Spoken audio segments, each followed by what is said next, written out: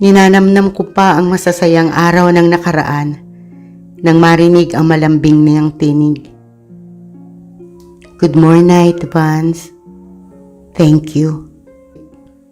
At saka marahang hinawi ang buhok na nakatabing sa aking noo. Nang lumapat ang pinto, saka pa lang ako dumilat. Good morning, Yuri. I miss you so much. Bulong ko habang nakatitig sa kisame.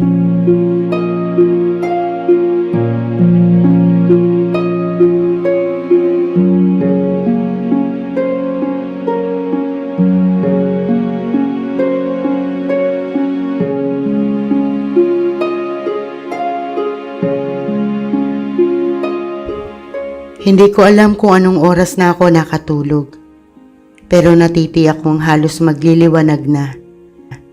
Pero dahil parang may alarm clock sa loob ng utak ko, maaga pa rin akong nagising. Nagtungo agad ako sa kabilang silid. Wala si Yuri sa loob.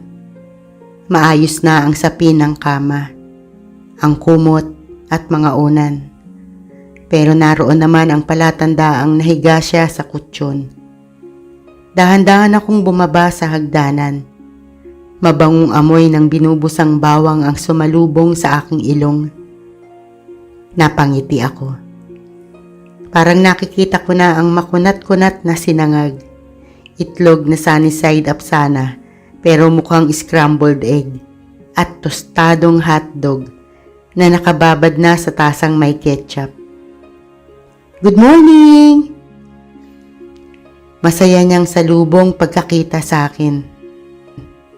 Nakangiti ang labi niya, ngunit hindi ang namumugtong mga mata.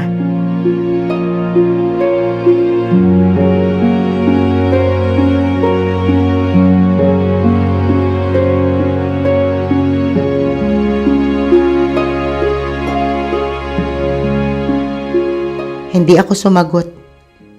Nakatayo lang ako sa tapat ng upuang nakapaloob sa ilalim ng lamesa at tinititigan siya.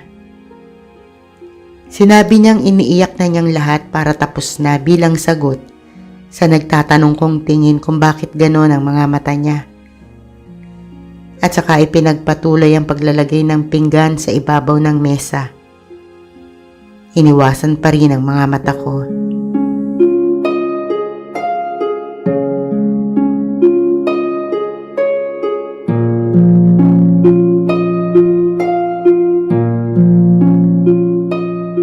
Sabi nga nila, breakfast is the most important meal of the day. Kaya kumain na tayo habang mainit pa. Anong gusto mo? Black or with cream? Tanong niya nang hindi pa rin tumitingin sa akin. Habang nakaumang ang kutsarita sa bunganga ng garapon ng kape. Black, para may manuntok sa hangover mo. Sagot niya sa sariling tanong. At saka itinuloy ang pagtitimpla. May pasok ka ba ngayon? Tanong pa rin niya habang hinahalo ang laman ng coffee mug ko. Sa pagkakataong yon, sinulyapan niya ako. Inilagay na ang mug malapit sa pinggan at baso ng inumin sa tapat ko. Wala, bukas pa. Pero papasyal ako sa site mamaya para... Good! Mabilis niyang sabi. Mag-grocery muna tayo mamaya para di puro tubig ang laman ng fridge. Wala na ring bigas, walang sabon at napakarami pang wala. Wala ka na ring shampoo at saka conditioner. Puputaktihin na naman ng balakubak ang ulo mo tapos hindi ka naman masaway sa pagkamot. Tapos pag nagsugat na, kung ano-ano na ang ipapahid mo sa anit mo. Yung deodorant mo nga pala, paubos na rin.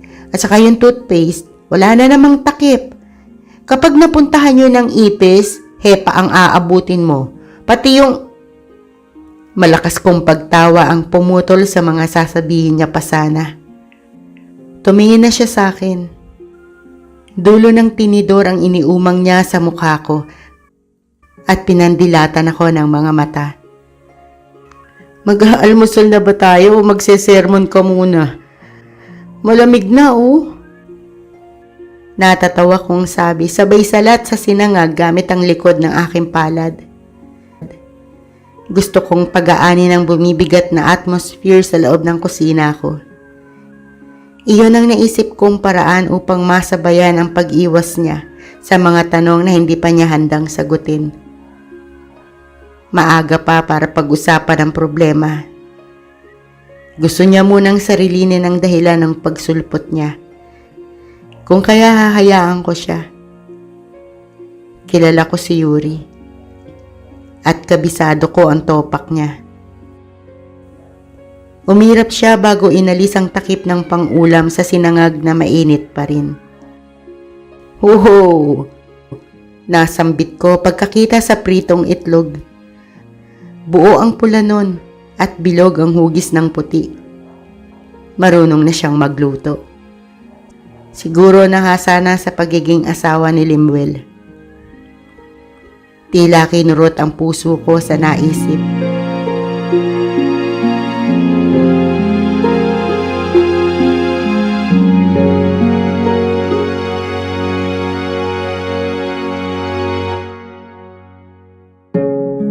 Mabilis kong itinaboy ang selos na nararamdaman. Hindi dapat masayang ang pinaghirapan niya sa paghahanda ng aalmusalin namin. Nakakagutom ang nakahain. Ang itsura at ang amoy ng ilang pirasong piniritong daing at pipinong hiniwa ng pahaba. Bite size lang yon na nakababad sa sukang may asukal at pamintang durog. Mabilis akong napaupo. Una sa dahilang nakaramdam talaga ako ng gana. At ikalawa, alam ko mawawala ang pagod niya kung makikitang nasyahan ako sa niluluto niya. Puro ka gym, diet, kaya hayan, payatot ka na. Dapat balance rin. Kumain ka ng kumain para magkalamang ka naman. Humangin man sa site, hindi ka tatangayin. Nakangiwi ko siyang tinignan. Kunwaring nagalit sa sinabi niya. Pero ang totoo, kinikilig ako sa pag-aalala niya.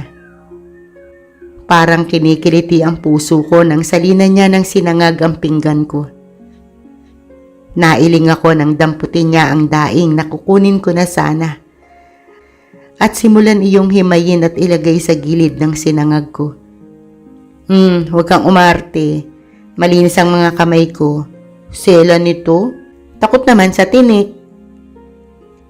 Reklamo niya na may pangangantsaw. Nangingiti kong sinimula ng pagkain habang siya na may patuloy sa pag-aalis ng tinik sa isdang walang kalaban-laban. Hindi talaga ako kumakain ng isdang matinik, gaya ng bangus at dalagang bukid. Dahil noong bata pa ako, natinik ako.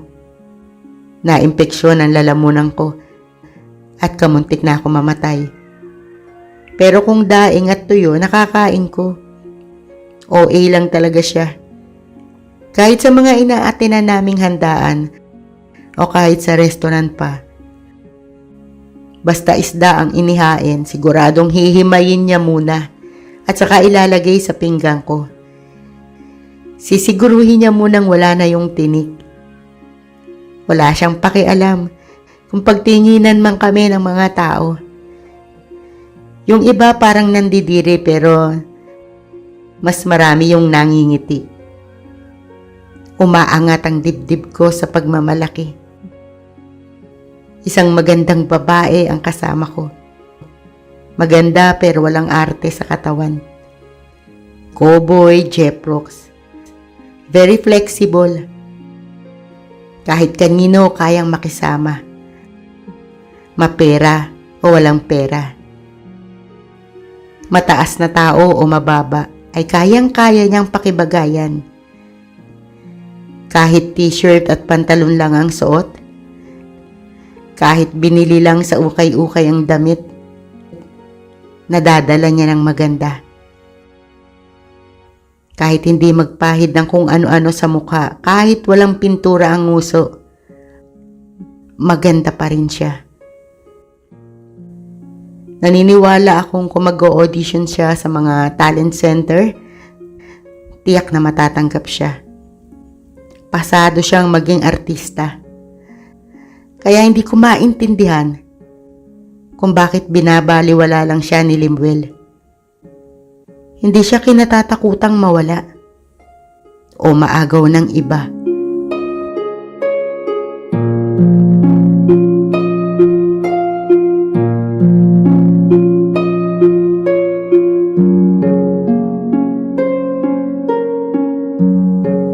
Kung magkaminsan, naiisip kong baka iyon ang dahilan kung bakit ito ang ginusto niya.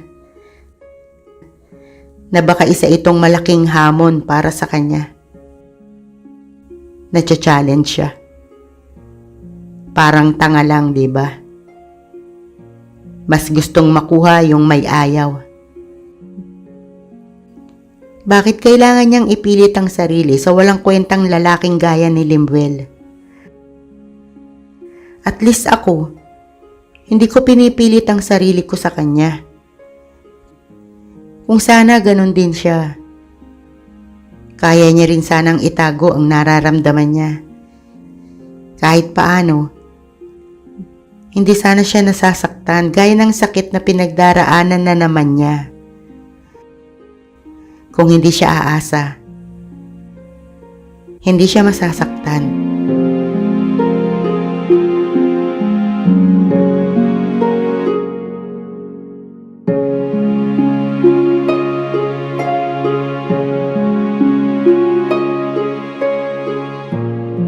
Mahal kita, mahal mo siya, mahal niya ay iba. Mas mapalad ka, mahal kita, sa akin walang nagmamahal. Kay gulo ng buhay, hindi maunawaan. Sa pagmamahalan, lagi nang may hadlang. Mahal kita, mahal mo siya, mahal niya ay iba. Mas mapalad ka, mahal kita, sa akin walang nagmamahal.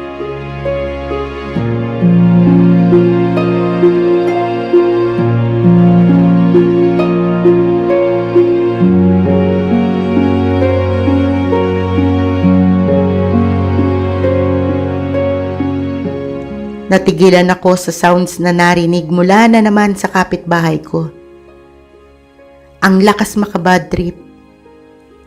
Hamunin ko na lang kaya to ng suntukan para quits na kami. Ang aga-aga nagsesenti na. Sa bundok na nga lang kaya ako tumira. Sa pool na naman ako. Bakit nga ba ganun? Kapag bigo ka sa love life, parati kang nakaka-relate sa lyrics ng kanta. Feeling mo para sa iyo ang kanta. Tinatamaan ka. Kapag may mabigat kang pinagdaraanan ay mapapaiyak ka pa. Ako ba ang may problema? O ang composer ng kantang naririnig ko? Siguro magkatulad kami ng kapalaran. Nagmamahal. Sa taong hindi kami ang mahal.